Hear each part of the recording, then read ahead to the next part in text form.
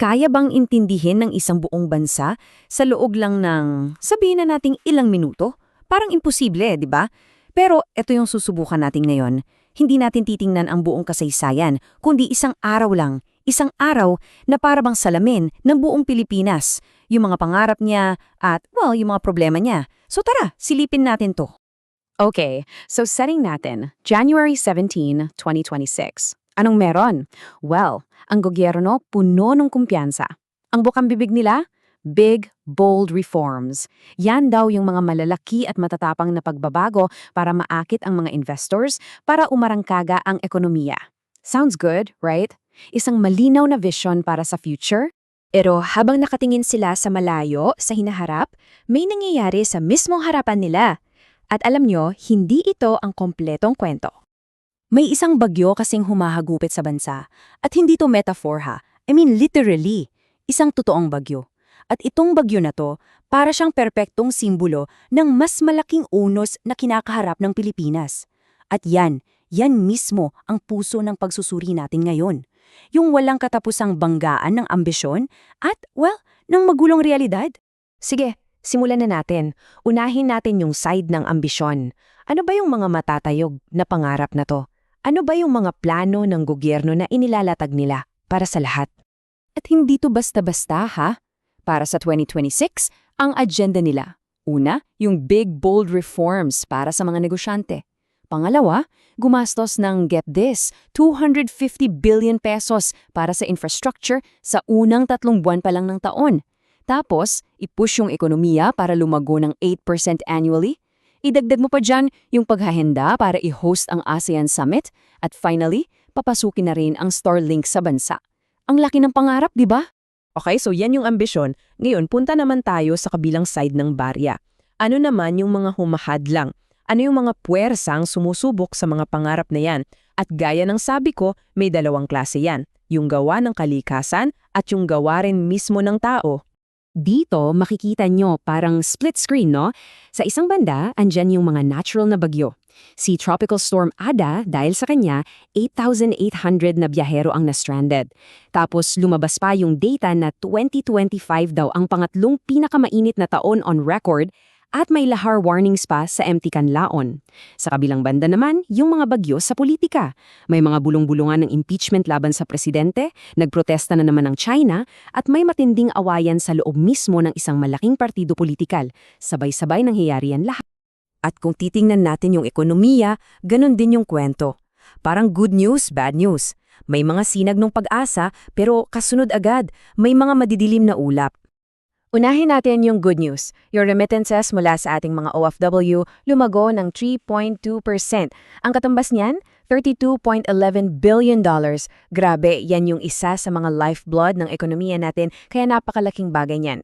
Pero heto na yung bad news. Ito yung sampal ng realidad. Habang pumapasok yung dollar galing sa OFWs, yung halaga naman ng peso sumadsad sa panibagong record low, nasa 59.15. At yan, malinaw na sinyalas yan na may matinding pressure sa ekonomiya natin. At hindi pa dyan nagtatapos ha. Ipatong mo pa dyan yung paparating na taas presyo sa langis at yung sinasabi nilang nakakaalarmang datos tungkol sa kawalan ng trabaho. So pag pinagsama-sama mo lahat yan, anong makukuha mo? Isang napaka-unstable na sitwasyon. Kaya ang perfect analogy talaga, para kang naglalakad sa alambre. Isang maling galaw lang, isang maling hakbang pwedeng bumagsak. Ganun kadelikado yung pagbabalanse sa pagitan ng paglago at ng pagbagsak. Okay, so tapos na tayo sa ekonomiya, punta naman tayo sa mundo ng politika. At dito talaga magulo. Parang araw-araw may bagong episode ng teleserya. Pakinggan nyo to, kasi medyo paikot-ikot. Meron tayong National Unity Party. Dinedepensahan nila si President Marcos laban sa impeachment. Okay. Pero, at the same time, yung mismong partido na yan, sinusubukan nilang patalsikin ang isa sa sarili nilang miyembro, si Congressman Barzaga. Si Congressman Barzaga naman, may sarili ring kinakaharap na kaso, cyber libel.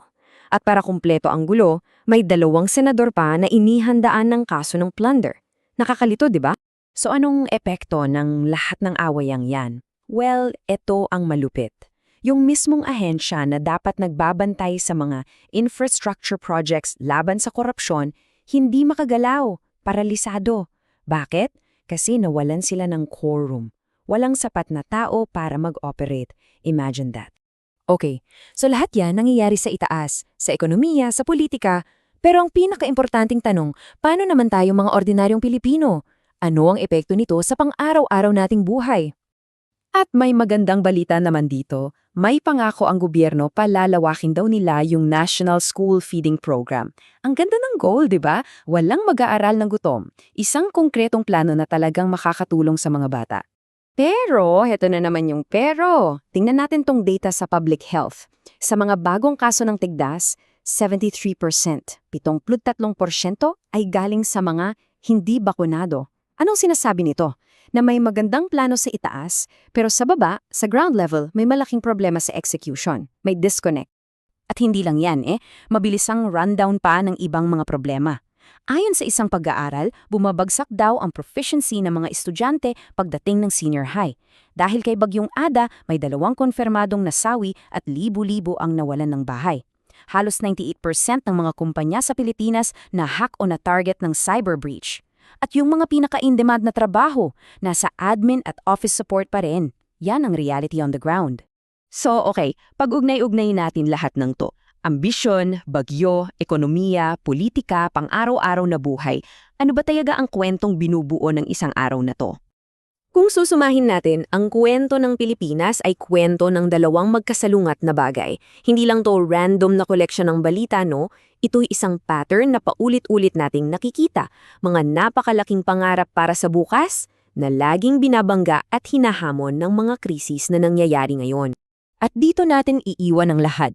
Sa laban ng ito, sa pagitan ng mga matatapang na reforma at ng mga walang tigil na krisis, alin sa tingin ninyo ang mananalo? Ambisyon o yung realidad ng krisis?